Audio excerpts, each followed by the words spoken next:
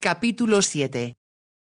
Se produjo un pesado silencio que el marqués rompió al fin diciendo con voz sorprendentemente tranquila: «Espéreme afuera, no tardaré». Lara notaba que las piernas apenas la sostenían, pero se volvió hacia la puerta iluminada y salió al pequeño vestíbulo. Allí se detuvo de espaldas a la habitación del marqués y como la puerta solo estaba entornada, pudo oírle moverse y supo que había encendido la luz. Esperó sintiendo que se hundía en una sima de negra desesperación. ¿Cómo podía haber hecho algo semejante? Cuánto mejor habría sido que hubiese tenido valor para hablarle al marqués de la perversidad de su amigo. Si le hubiera contado cómo atemorizaba a Jane y ahora a ella. Tal como había dicho él, no tardó en salir. Lara observó que se había vestido del todo, aunque no llevaba corbata, sino un pañuelo en torno al cuello que le daba cierto aire informal. Sin hablar, abrió la puerta exterior y ambos echaron a andar por el corredor, iluminado por candelabros colocados en las paredes. Lara se sentía como si caminase en medio de una niebla que no le permitiría ver nunca más la luz de la esperanza. Pasaron junto a la puerta tras la cual se había ocultado aquella misma noche y donde el marqués la besó confundiéndola con Lady Brooke. Por un momento surgió en su mente el recuerdo del deleite que había experimentado en sus brazos, pero enseguida se dijo que había traicionado su amor y ya no era digna de que él volviera a elevarla consigo hacia una región celestial donde sus almas parecían rozar lo divino. Cuando hubieron dejado atrás la escalera principal y se internaron por el pasillo que conducía al ala oeste, el marqués preguntó: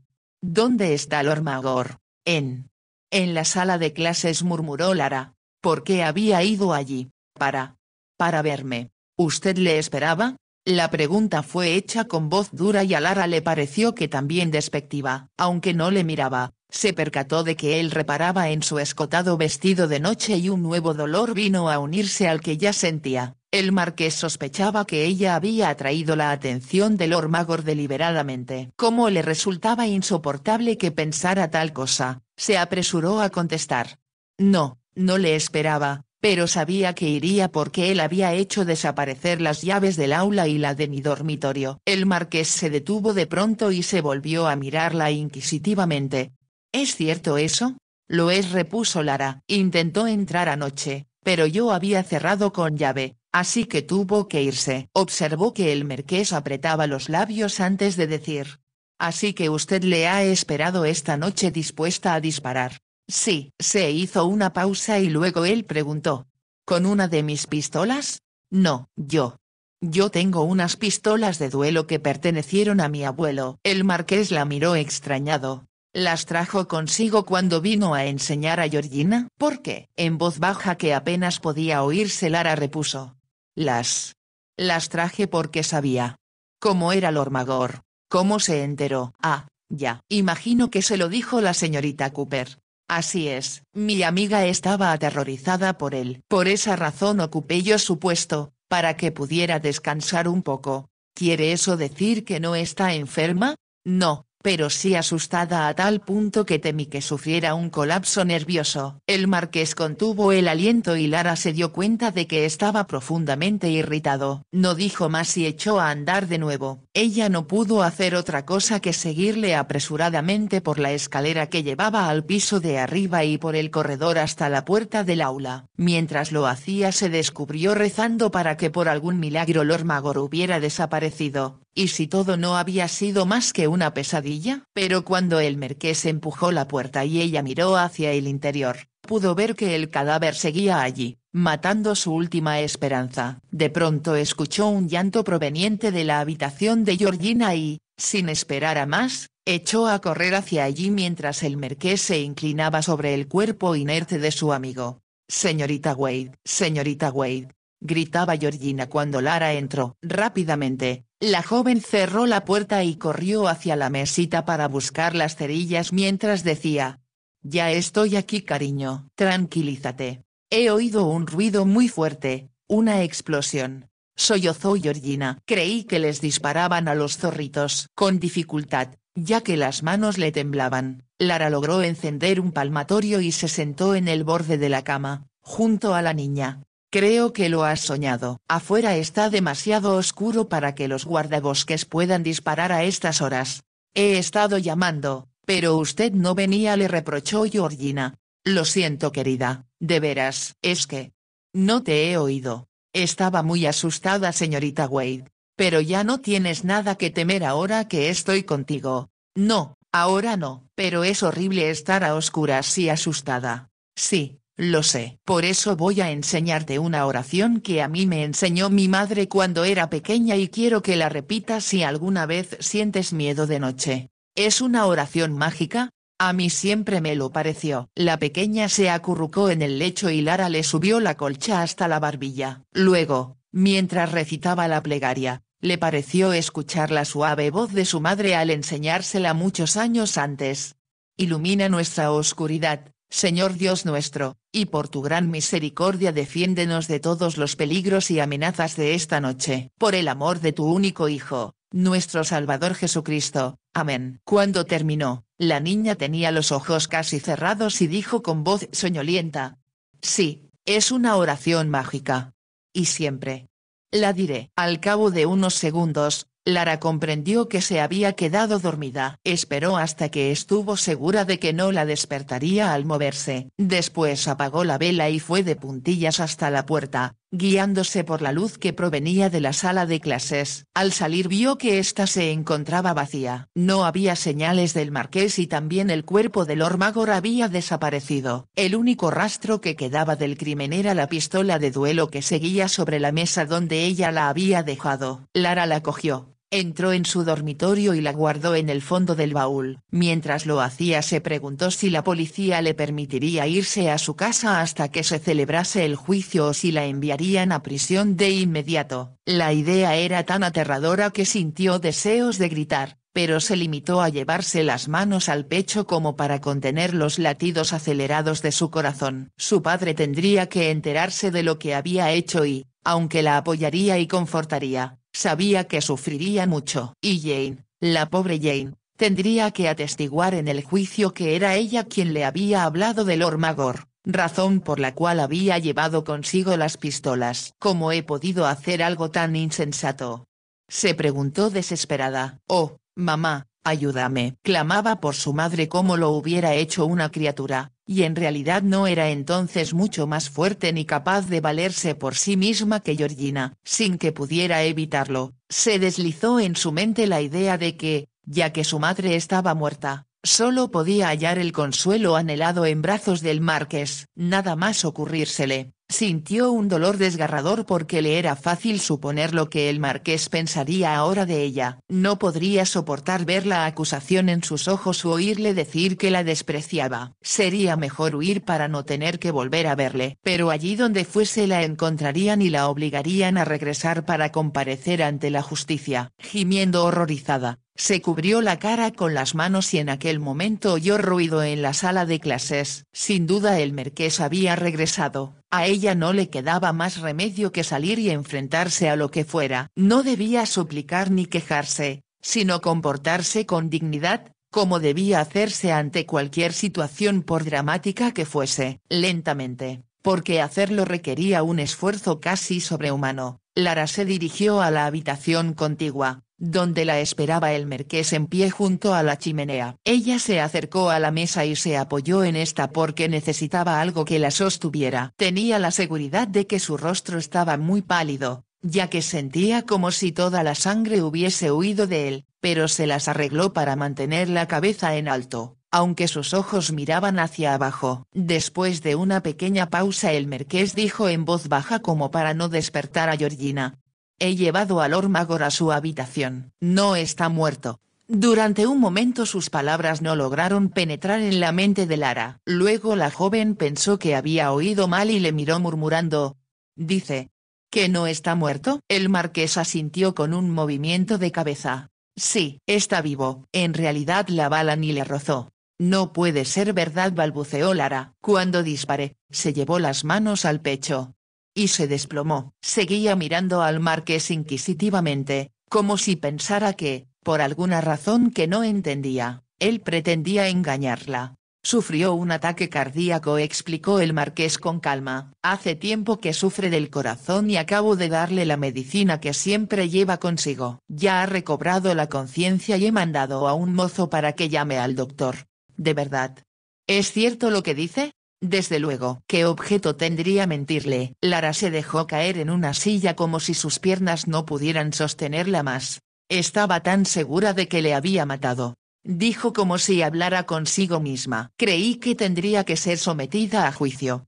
Por homicidio. Nadie sospechará lo que ha sucedido aquí esta noche, dijo tajante el marqués. Debe reservárselo y no hablar de ello. ¿Comprende? Lara notó que su voz era dura e implacable, mas también sintió que la vida volvía a su cuerpo y a su mente como si fuese ella, y no Lord Magor, quien había vuelto del mundo de los muertos. En un tono más amable, como si la comprendiera, el marqués prosiguió.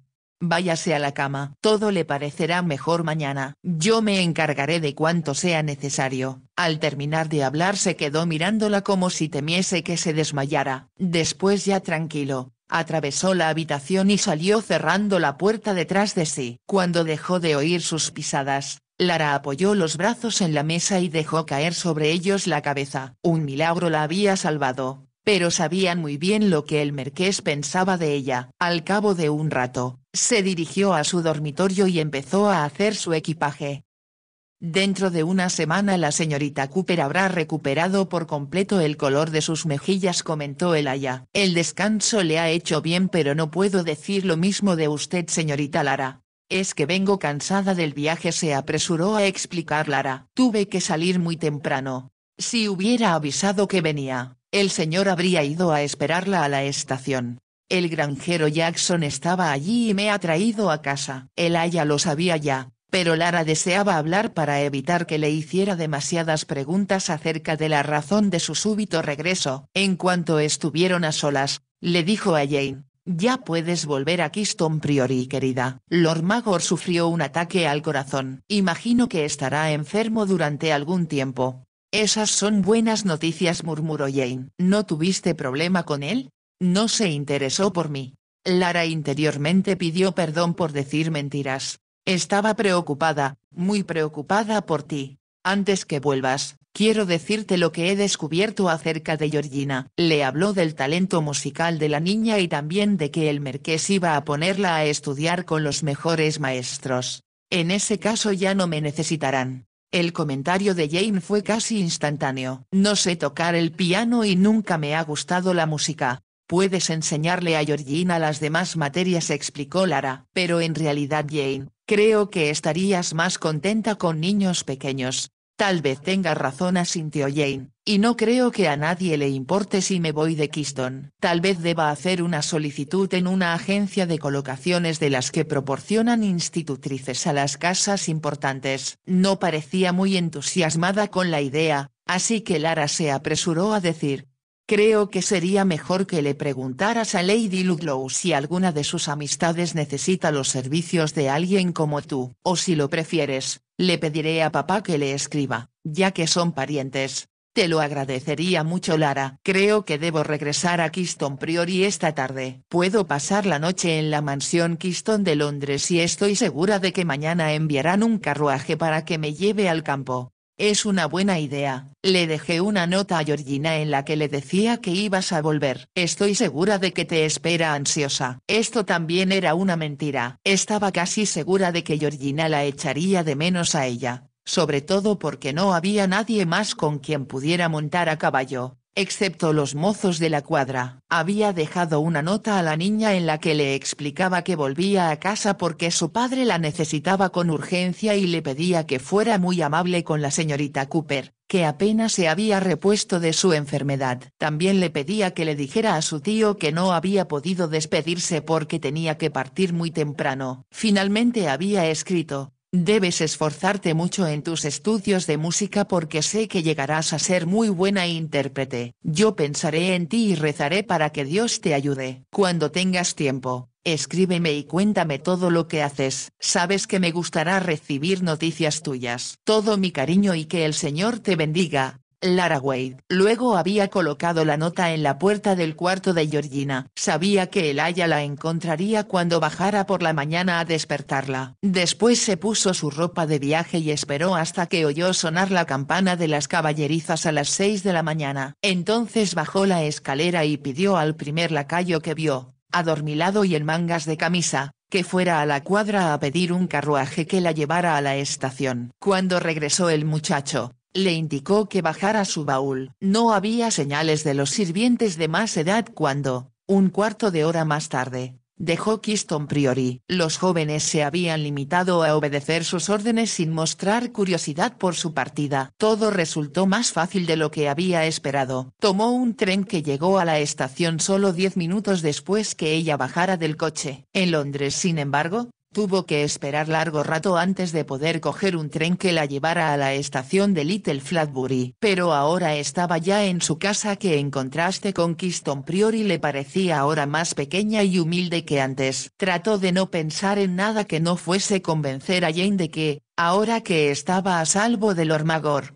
su trabajo la esperaba y su lugar estaba junto a Georgina. Pudo llevarla a la estación ya que su padre había vuelto con Rollo y la carreta estaba disponible. Cuando partió el tren, Lara se sentía tan exhausta que en cuanto llegó a su casa se tendió en cama y se quedó dormida. Cuando despertó era la hora de la cena, pero se la veía tan pálida y abatida, que Elijah no le permitió que se levantara y le llevó a la habitación un plato de huevos revueltos y un vaso de leche. Al terminar de comer, Lara se desnudó, se metió en la cama y volvió a dormirse. Hasta la mañana siguiente, cuando la despertó el sol que se filtraba a través de las cortinas que cubrían las ventanas, no pudo pensar en su amor por el marqués, dándose cuenta de que le había perdido para siempre. ¿Cómo voy a poder soportarlo?, se preguntó. Vivir aquí el resto de mi vida pensando en él, sufriendo su ausencia y sabiendo que tenía razón al pensar que estaba tan fuera de mi alcance como la luna. Sin embargo, durante unos momentos había estado muy cerca del marqués y aunque él lo negase o no significara nada en su existencia, se había convertido entonces en parte de él. Aquel beso la había transformado de tal manera que nunca volvería a ser la misma. Al deshacer su equipaje había encontrado el manuscrito, pero de pronto ya no sintió deseos de proseguir la novela que la había tenido tan absorta hasta entonces. ¿Qué objeto tenía tratar de relatar una historia acerca de gente que pensaba y sentía de forma tan diferente a la suya y, por lo tanto, jamás podría presentarla de modo que el lector la sintiera como real? Escribiré un libro acerca de la gente del campo, decidió, gente que conozco bien, no sobre la alta sociedad con su extraño código de comportamiento, que es mejor que desconozcan los que están fuera de ese círculo especial.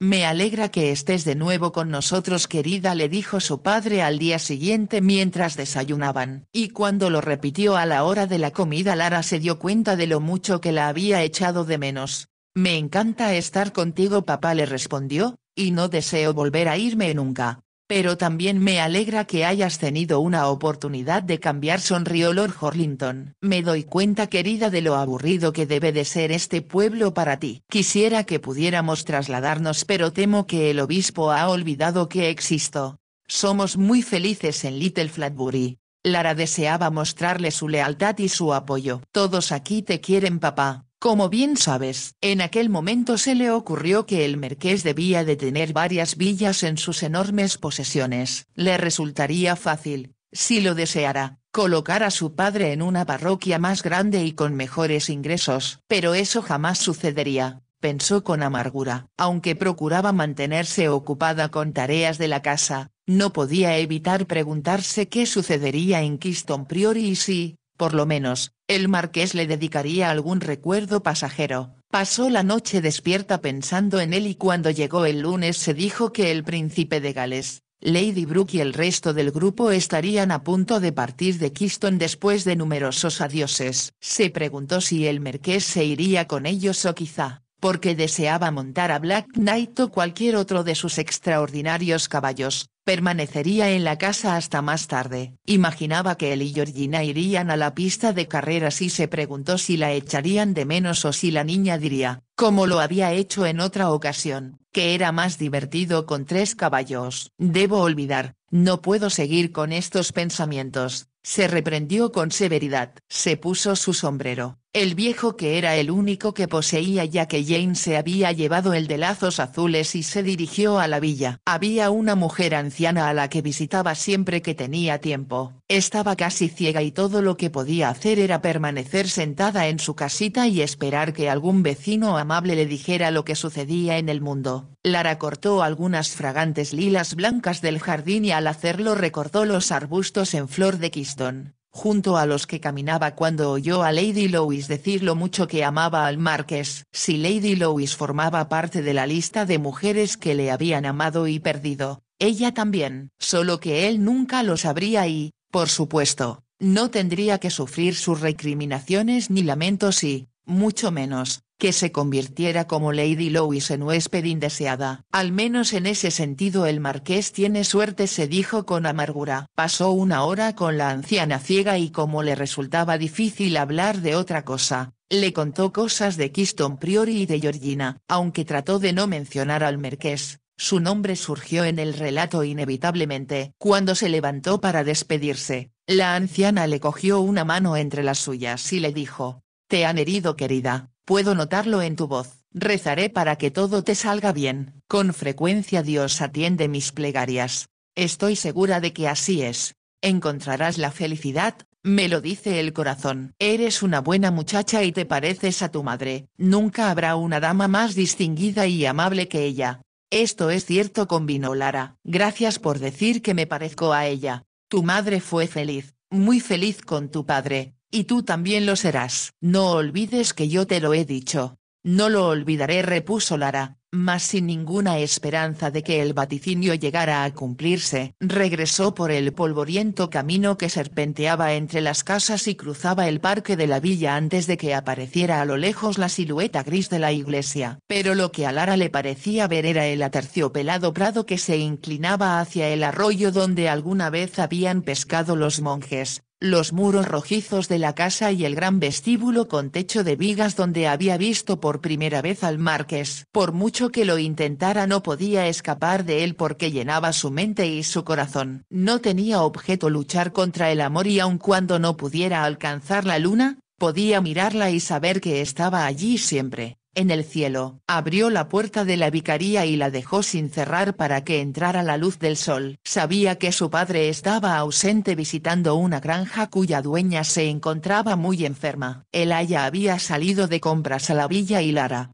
aunque la había visto de lejos, prefirió seguir su propio camino para que Nanny no interrumpiese sus pensamientos con incesantes preguntas acerca de por qué estaba tan pálida y casi no comía desde que había regresado. Entró en la sala y se le ocurrió que lo que debía hacer era salir al jardín y buscar algunas flores para que estuviera más alegre aquella habitación con un toque primaveral. Se quitó el sombrero y lo puso sobre una silla. Después se dirigió a la ventana para mirar el descuidado jardín. De nuevo volvió a su memoria Keystone con su belleza, que la conmovía tanto como la música que tocaba para Georgina. Era extraño, pero echaba de menos a su alumna casi tanto como al marqués. Nunca había tenido mucho contacto con niños, pero ahora sabía que lo que más le gustaría en el mundo era tener sus propios hijos. Sin embargo, la maternidad era algo que jamás conocería, ya que le resultaría imposible casarse con un hombre a quien no amara. «El marqués ha arruinado mi vida», pensó con amargura. «Me ha quitado hasta mis sueños». Oyó pasos y que la puerta se abría a sus espaldas. Se volvió, pensó que sería el aya que regresaba del pueblo. Entonces se quedó inmóvil. No era Nanny con su sombrero y su chal quien estaba de pie en la puerta. Era el marqués, alto y elegante, que parecía llenar todo el espacio de la salita. Lara lanzó un gemido ahogado y temerosa preguntó a continuación: «¿Qué? ¿Qué ha sucedido? ¿Por qué ha venido usted aquí? ¿Ocurre algo malo?». Como un rayo cruzó por su mente la idea de que tal vez, después de todo, Lord Magor había muerto y ella era la responsable. El marqués cerró la puerta a sus espaldas y avanzó hacia la joven. «Nada malo ha sucedido», le dijo, «excepto que no podía creer que se hubiera ido sin avisarme». Por tenerle frente a sí, o quizá porque en su voz había una entonación que no comprendía, Lara sintió que el corazón le daba un vuelco en el pecho. El marqués llegó a su lado y se detuvo mirándola. El sol que penetraba por la ventana hacía brillar el cabello rojizo de Lara. ¿Por qué se marchó? Creí que usted no querría que me quedara. Después de lo que había hecho. Al menos podía haberme preguntado qué era lo que deseaba que hiciera, le contestó él con lentitud. Como la tenía tan cerca, Lara tuvo miedo de que, puesto que ella podía sentir las vibraciones que emanaban del marqués, a él le ocurriera lo mismo y se diera cuenta de lo mucho que le amaba. Sentía como si todo su cuerpo cantara la dicha de verle, porque todo su ser se estremecía con esa fuerza vital que es el amor. Georgina se puso muy triste cuando supo que usted se había ido. Lo siento, no era mi intención apenarla, contestó Lara. Por eso procuré que la señorita Cooper regresara cuanto antes. La señorita Cooper no monta a caballo como usted, ni tiene ningún sentido musical. Me prometió usted que le pondría un maestro de música a Georgina. Lo haré, pero Georgina me encargó que le rogara que vuelva. El marqués hablaba con voz lenta y profunda, en la que parecía haber algo muy íntimo. Lara trataba de pensar qué debía decir y de pronto la verdad surgió de sus labios. En realidad, no soy institutriz. Lo sé. Le aseguró el marqués. Obligué a la señorita Cooper a decirme quién es usted exactamente. ¿Fue muy duro con ella? Preguntó ella alarmada. Espero que no. Claro que no puedo evitar que su amiga se aterrorice conmigo. Sonriendo añadió, por cierto, eso nunca le sucedió a usted. Sin embargo, estaba muy asustada pensando que usted se pondría furioso porque le había disparado a Lord Magor. Sin mucha puntería, replicó él. En eso creo que necesita bastante más práctica. Era evidente que bromeaba. Lara inquirió esperanzada. ¿No está enfadado conmigo? En absoluto, le aseguró él. Lord Magor se merecía un buen susto. Pero si me hubiera dicho cómo se comportaba, yo hubiese podido castigarle con mayor efectividad que usted. ¿Cómo? Preguntó Lara sorprendida. Me hubiera asegurado de que nunca más se le invitara a Kingston ni a ninguna de mis propiedades, respondió el marqués. ¿En serio? ¿Lo dice de veras? Me alegra mucho oírle, milord, se lo aseguró. Me inquieta pensar que a las institutrices, que por lo general se hallan indefensas, las puedan perseguir hombres como él. Había hablado impulsivamente y se preguntó si no había dicho demasiado. Pero el marqués sonreía y no de forma cínica o burlona. Por el contrario, y debido a alguna extraña razón que ella no comprendía, parecía un hombre feliz. Bien, y ya tratado el tema de Lord Magor, dijo él, ¿qué piensa hacer con Georgina y por supuesto conmigo? Los ojos de Lara se agrandaron por la sorpresa. ¿Qué?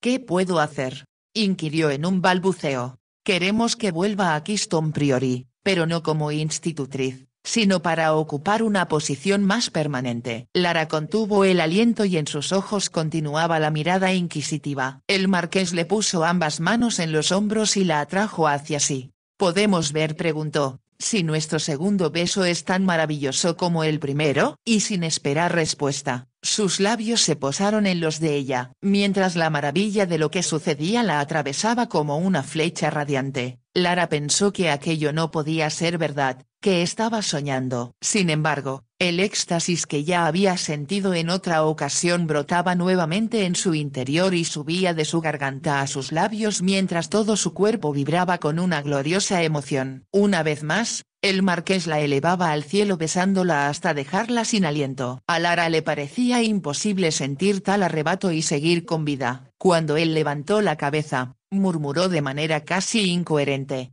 Te quiero, no sabes cuánto te quiero. Esto debe ser un sueño. Por eso, bésame de nuevo, por favor, antes de que despierte. Él lanzó una breve risa, curiosamente trémula, y la besó otra vez hasta que Lara sintió como si la poseyese por completo. Largo rato después, la condujo hasta un sofá y se sentaron uno al lado del otro, él con un brazo rodeándola. ¿Hacemos planes, amor mío?, le preguntó. Me resulta difícil pensar en nada que no sea tu amor. Me parece mentira que me quieras. ¿Cómo es posible? Yo te puedo dar la respuesta, contestó él. Cuando te vi por vez primera en el vestíbulo principal de Kingston Priory, Pensé que eras la mujer más bonita que había visto en mi vida. El rojo de tu cabello me desafiaba como una bandera flameante y comprendí que me atraías irremisiblemente. Lara lanzó un murmullo de felicidad mientras él proseguía. Pero mi cerebro, crítico y fastidioso, me hizo la misma pregunta que tú acabas de formular y me dije que las institutrices no eran asunto mío, que la noche anterior debía haber bebido en exceso. Y sin embargo, luego. Me besaste, susurró Lara. ¿Cómo podía evitarlo? Te vi desaparecer en aquella habitación donde yo sabía que no dormía nadie y me di cuenta de que te escondías de mí. Lo que intentaba era preguntarte qué hacías en aquel corredor cuando debías encontrarte en la sala de clases, pero al entrar y sentirte en la oscuridad no pude controlar más mi deseo de ti. Fue maravilloso. Más maravilloso de lo que nunca imaginé que pudiera ser un beso. Pero tú creías que yo era Lady Brooke. Solo lo dije para protegerme de mis propios sentimientos. ¿Sabías que era yo entonces? ¿Crees que hubiera podido besar a alguien sin darme cuenta de quién era? Y sobre todo cuando el beso resultó completamente diferente a todos los que había conocido. Para mí fue algo maravilloso, indescriptible. Nunca te habían besado antes, ¿verdad? Nunca. Estaba seguro de ello, tan seguro, querida mía, que contaba las horas hasta que mis huéspedes se fueran para poder besarte de nuevo. Lara apoyó la cabeza en el hombro masculino. Pensé que te molestarías porque había ido a ver los vestidos tan hermosos que tiene Lady Brooke. Tú los tendrás mucho más bonitos, le aseguró el marqués, pero eres tan preciosa que te adoro tal como estás ahora. Me sentía tan avergonzada de mis vestidos y mi traje de montar. Susurró Lara. Él se echó a reír. Eres una mujer de corazón. Algunas veces, cuando discutías conmigo y me desafiabas, temía que no fueras femenina, sino una de esas mujeres modernas que quieren dominar a los hombres. Nunca intentaría dominarte, respondió Lara. Pero también me gusta discutir contigo. Me estimula de una manera que no puedo explicar. A mí me ocurre lo mismo. Desde que te conocí, querida, he comprendido por qué todas las demás mujeres me aburrían, porque siempre sabía lo que iban a decir antes de que hablaran. En lugar de inspirarme o, como tú dices, estimularme, solo me servían de sedante. Lara dejó escapar una risita pero enseguida dijo.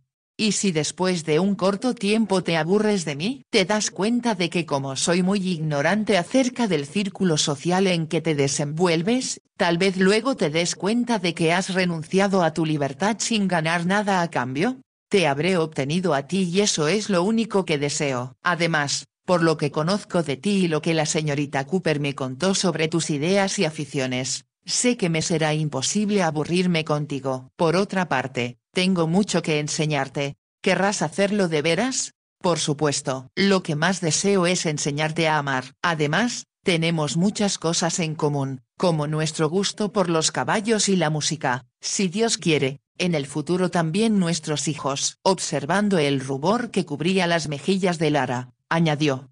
Cuando te vi escuchar a Georgina tocando el piano y advertí cómo deseabas que yo apreciara su talento, comprendí que eso era lo que quería que sintieras por nuestros propios niños. Lara contuvo el aliento y de nuevo escondió su rostro en el hombro de él mientras decía. Quiero mucho a Georgina, pero ahora sé que me encantaría tener. ¿Hijos míos? ¿Tuyos? Inquirió el marqués. Creo, preciosa, que yo también tendré algo que ver en eso. Lara se ruborizó más intensamente aún pero logró decirle.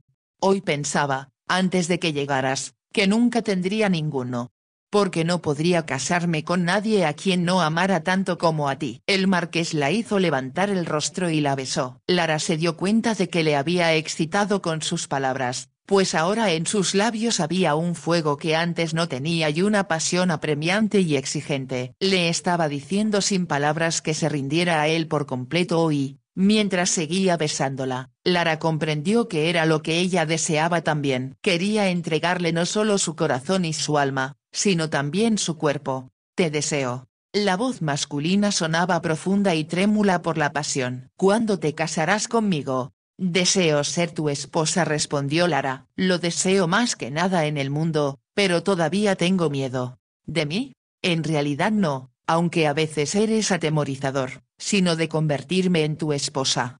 Porque podría fallarte. Jamás lo harás. Tengo el presentimiento, amor mío, de que el futuro será una aventura excitante para los dos. Tenemos mucho que descubrir el uno del otro y para mí será una de las cosas más emocionantes que haya hecho jamás. ¿Lo dices en serio? Porque si al cabo de un tiempo de casados me doy cuenta de que te aburres o eres desdeñoso conmigo, sería mejor que te dijera que no ahora, antes de sufrir luego la agonía del infierno. Los brazos del marqués parecían de acero y a Lara le resultaba difícil respirar mientras le oía decirle: no permito que te niegues. Te casarás conmigo tan pronto como tu padre acepte celebrar la ceremonia. Verás luego que no tengo tiempo de aburrirme cuando discuta contigo y me obligue a hacer un millón de cosas que antes nunca he hecho. Lara se echó a reír, pero él ahogó su risa con otro beso. Entonces, mientras la retenía cautiva, Lara comprendió que, aunque iban a discutir, e incluso era posible que alguna vez riñeran, su amor sería muy superior a todos los que él había conocido hasta entonces. No era solo el calor del sol lo que les hacía desearse el uno al otro como hombre y mujer,